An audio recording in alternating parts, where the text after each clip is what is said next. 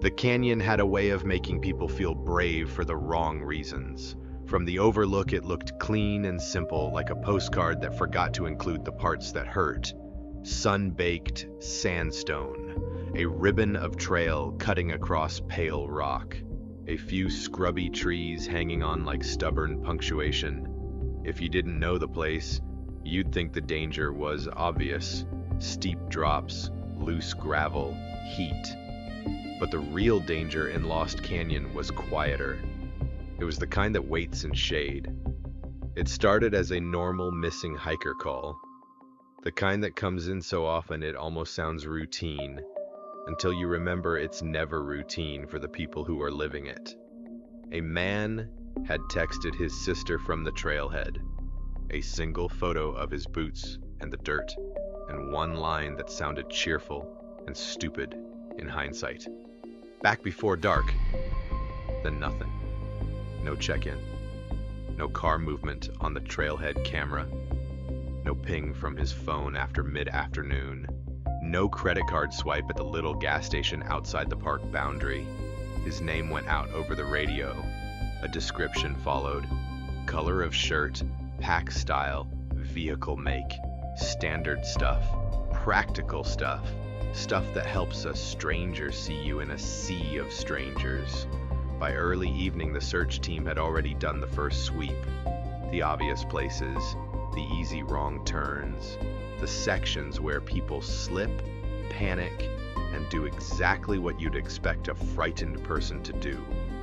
They didn't find him, which is the moment every experienced SIR volunteer recognizes, the moment the air changes, the moment the canyon stops being a scenic backdrop and starts being a machine that eats time.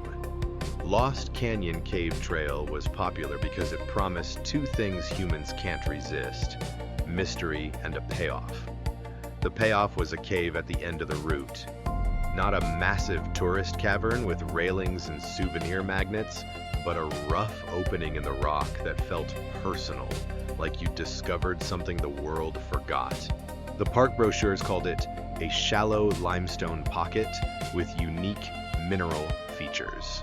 Hikers called it the cave, and the trail itself had a reputation.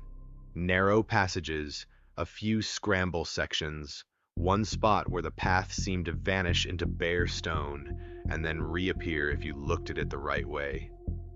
People liked that. It made them feel competent.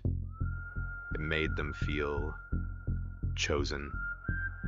The missing man had told his sister weeks earlier that he wanted to do something off the grid. He'd been stressed at work. He'd been talking about clearing his head. The kind of phrases that sound healthy until they become a headline. Searchers returned to the trailhead as the sun dipped low and the shadows stretched into the canyon like long fingers. They checked the register box. His name was there.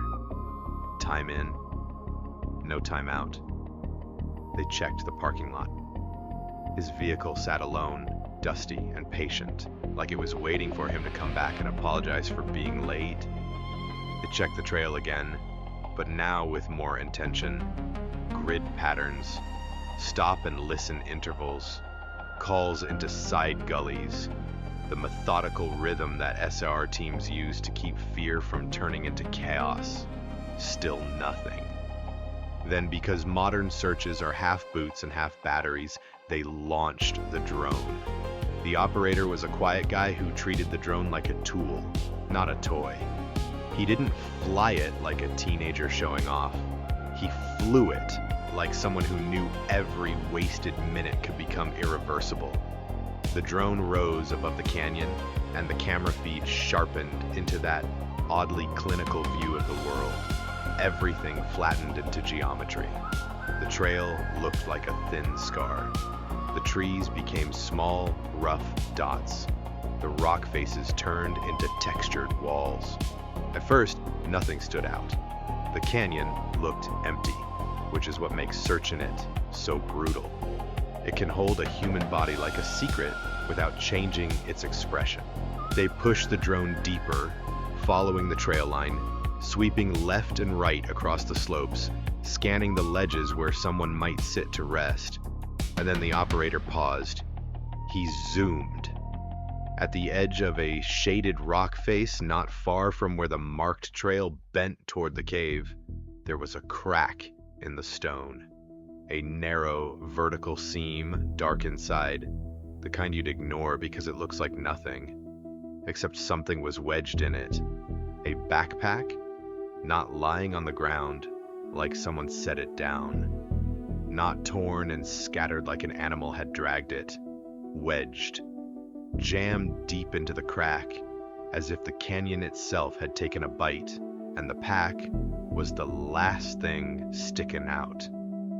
The operator zoomed harder until the pixelation started to fight him. The pack's shoulder strap was visible. The color matched what the sister had described. A small carabiner dangled from the side pocket and swung faintly in the breeze. A little stupid movement that made the image feel too real. Someone on the team said the thing everyone was thinking. That crack has no exit. They didn't mean it poetically, they meant it literally. That section of rock face had been examined before. Climbers knew it, rangers knew it. It was a dead seam, a narrow, jagged fissure that pinched inward and ended. No tunnel through, no chamber, no second opening on the other side. Just stone. A no-exit crack. So why was his backpack inside it? The moment that question landed, the story stopped being a normal missing hiker case. Because lost on trail is one kind of problem. A backpack jammed into a no-exit crack is another. They moved fast, but not stupidly fast. Rope teams were brought in because the crack sat on a slanted ledge below a steep wall. A fall there wouldn't just hurt you. It would drop you into a chute that funneled into a ravine nobody liked to search after dark. Headlamps came out, helmets, carabiners, radios. The small ritual of preparation that tells you the people doing it have seen too many bad outcomes to rush. A climber anchored at the top and lowered down. The crack was narrower up close, more jagged, the kind of thing you could slice your hands on without meaning to. The backpack was jammed in tight, wedged at an angle as if someone had tried to push it deeper and failed. The climber spoke into the radio, voice controlled, professional. It's his pack. They didn't open it immediately, they photographed it in place first. That's what you do when you're trained to think beyond rescue, because sometimes the way something sits is the only honest witness you get. Then they pulled it free.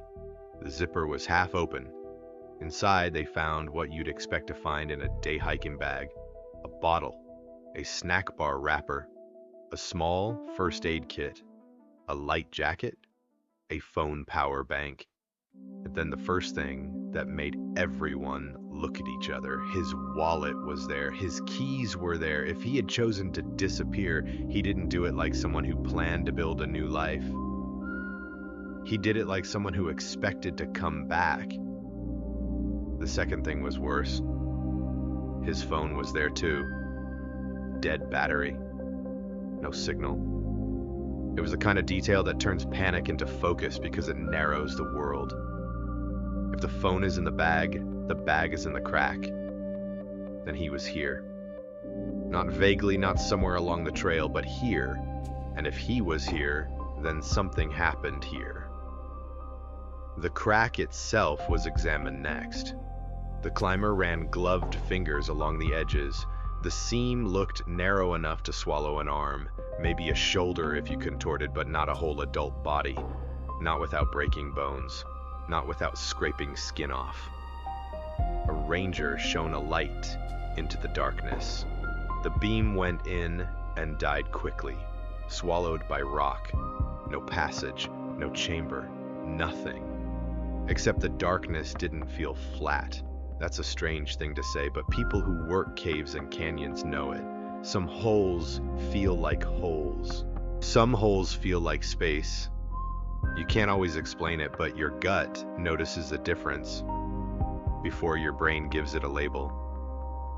They brought in a specialist the next morning, a cave rescue consultant with the kind of background that sounds boring until you realize it's essentially the study of how the earth can trick you. He walked the ledge, looked at the crack, and didn't say much at first. Just stared, head tilted like he was listening to the stone. Then he did something that seemed almost childish. He dropped a small pebble into the crack. It fell, clicked once, clicked again. And then, after a beat longer than it should have taken to hit a dead end, there was a softer sound deeper inside. Not a splash, not an echo. Something muted, like the pebble landed on debris, not rock. The consultant nodded once, slow. There's space back there. The ranger frowned. The ranger had been told the seam went nowhere. The consultant didn't argue. He just said calmly that no exit often means no visible exit. It means nobody bothered to find the weird part because the obvious part looked pointless.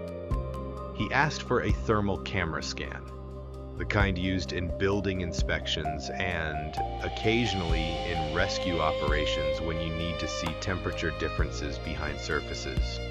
They pressed the device against the rock face around the crack.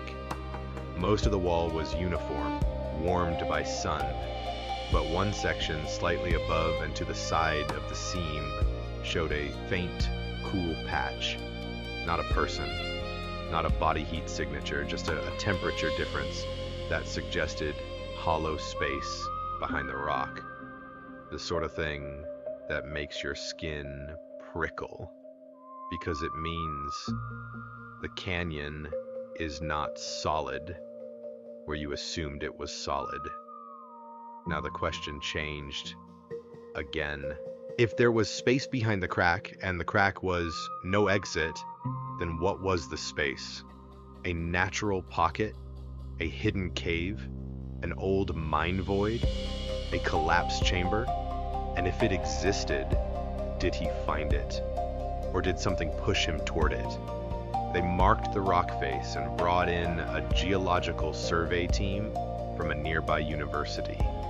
Not because academia is magical, but because when you're dealing with stone, you want someone who can read it the way a doctor reads an X-ray.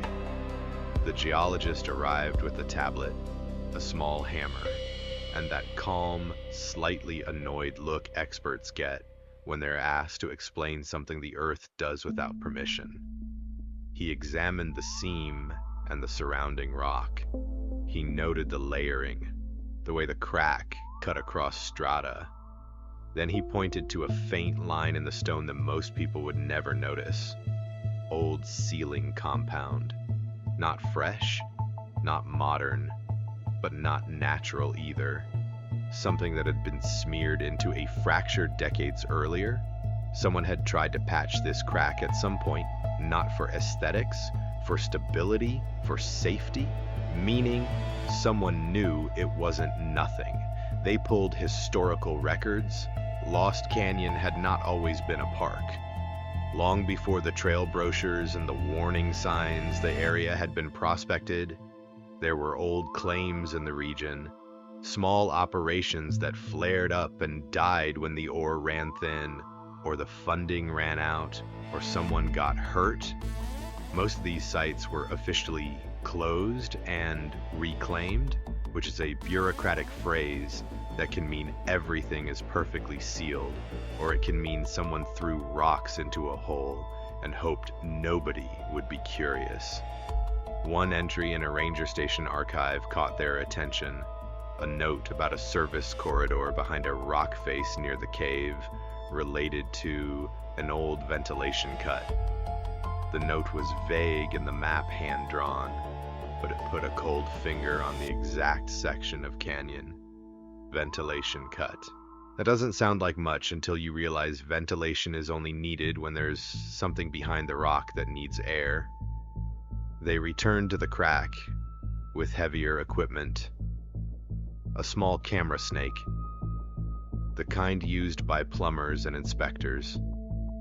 Flexible with a light on the end, they fed it into the crack as far as it would go. The image was mostly rock, narrow, tight, scraping the lens.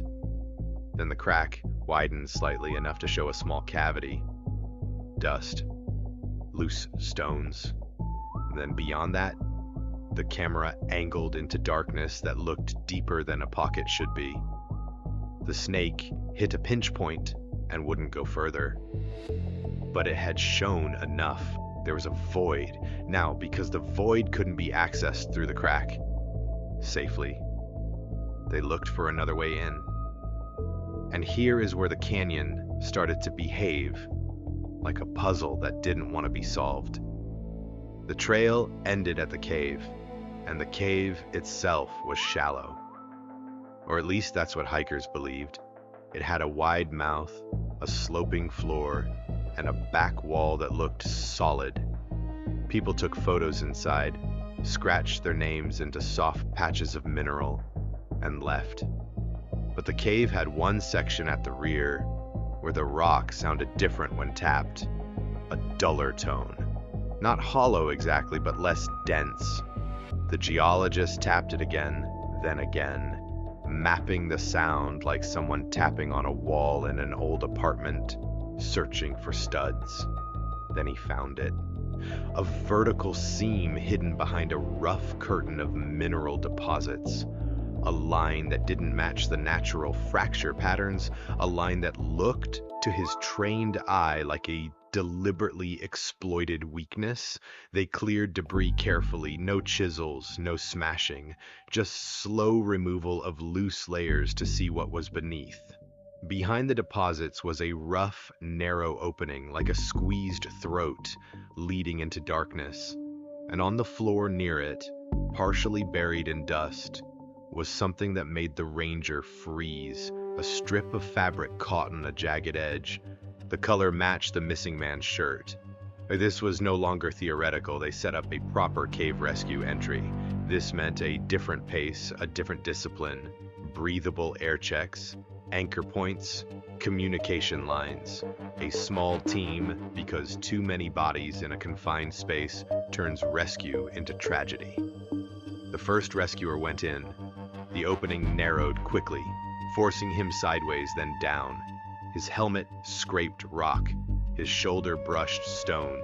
He moved like someone who knew every inch mattered. His radio crackled and his voice came through tight. There's a corridor. Not a natural cave corridor, something straighter, more consistent. The walls were rough, but the floor had sections where it looked like old cut marks existed. Picks, drills, tools, human work. He went deeper. The corridor sloped downward and then widened into a chamber that smelled like old dust and damp metal. His light beam caught something in the darkness and reflected back, like a dead eye. Metal hardware, old brackets, a rusted pipe, and then, against the far wall, a shape, a human shape. The rescuer stopped because in those moments you don't rush, you confirm. You make sure you're not seeing what your brain wants you to see. He moved closer. It was the man, not moving. They didn't declare anything over the radio. They just called for medics to stand by, and the cave rescue team did what they do when time is both the enemy and the only thing you have. They reached him. They checked airway and pulse. They worked in low light with hands that had learned to stay calm in places designed to make humans panic. He was alive, barely, but alive. Dehydrated, injured, shocked. His ankle twisted badly. Scrapes along his arms and shoulders, bruising around the rib area like he'd hit rock hard more than once, but alive. The extraction took hours, not because anyone was slow, but because the canyon demanded respect. Tight passages don't let you carry a person out quickly. You move them inch by inch. You stabilize, you breathe, you keep them warm, you protect their head, you avoid making the injury worse. You communicate constantly. When they finally pulled him into daylight, he looked like someone coming up from a world that didn't follow normal rules. Eyes unfocused at first, skin pale, lips cracked, dust in his hair, a hollow look that didn't match a simple hiking mishap. They loaded him into an ambulance and moved him to the nearest hospital. Now, this is where the story could have ended as a rescue success, a close call, a lesson, a reminder to stay on trail. But the backpack wedged inside the crack didn't let it end that way. Because you don't accidentally wedge a backpack deep into a no-exit seam. And you don't accidentally end up in a hidden service corridor behind a cave wall, unless you found it or were forced into it. In the hospital, once he was stable enough to answer questions, investigators asked him to walk them through the timeline. He remembered the trail. He remembered reaching the cave. He remembered stepping inside, feeling the temperature drop, enjoying the relief from the heat. Then, his memory broke into pieces, like a video with missing frames. He said he heard a sound behind him in the cave, something small like a stone shifting. He turned his head. He didn't see anyone. He assumed it was another hiker. He said he noticed a strange draft near the back wall. That's what drew him closer. Not curiosity for treasure, not thrill-seeking. Just that instinct humans have when something feels different, when air moves where air shouldn't move. He said he found the seam. He pulled at some loose mineral deposits. He saw the narrow opening behind them. He considered backing out.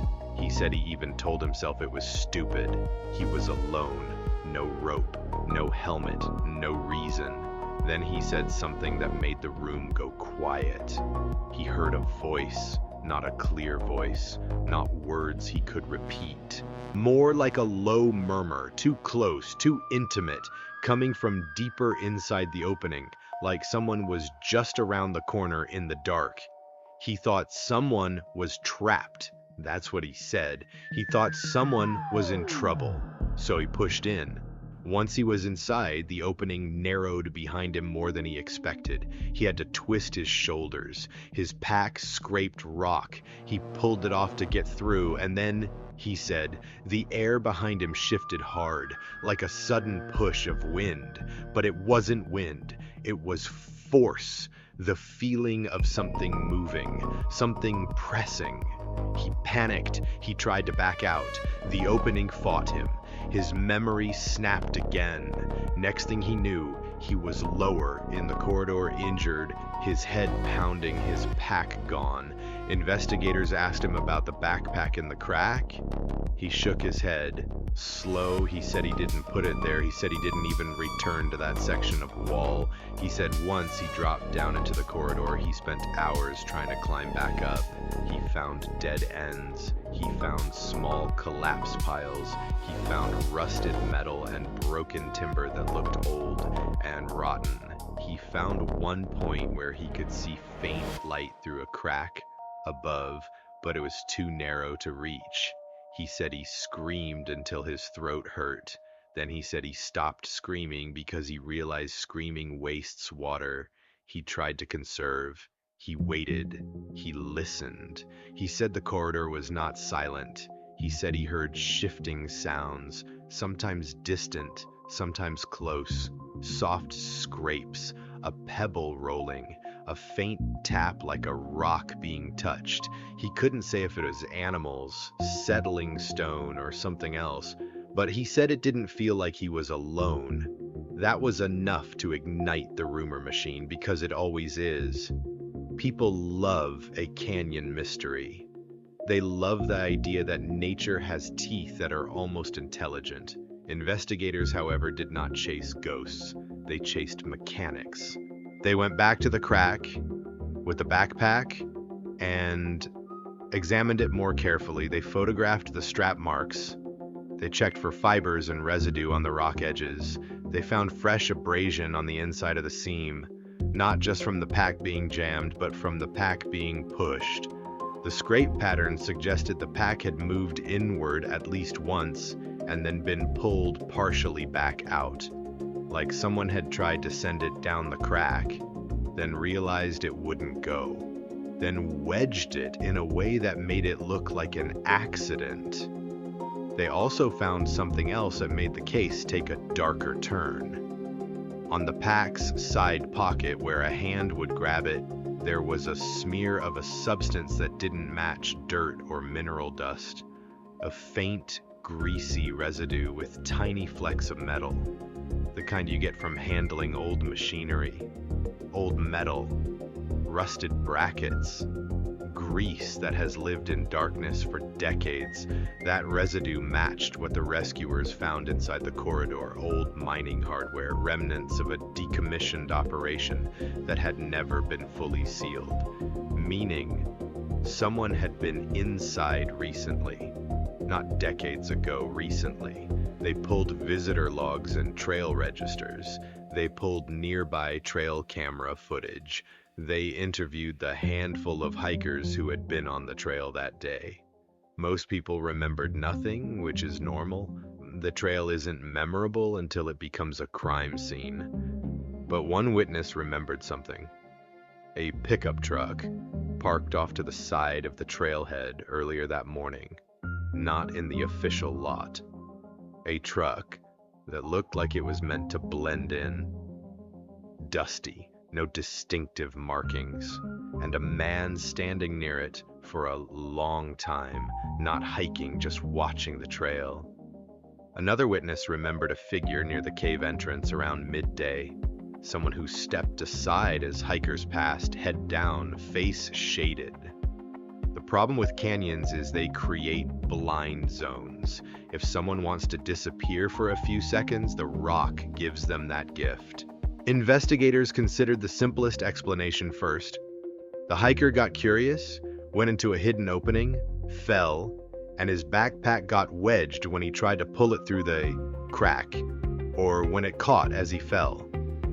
But the evidence resisted that narrative. The crack and the cave opening were not connected.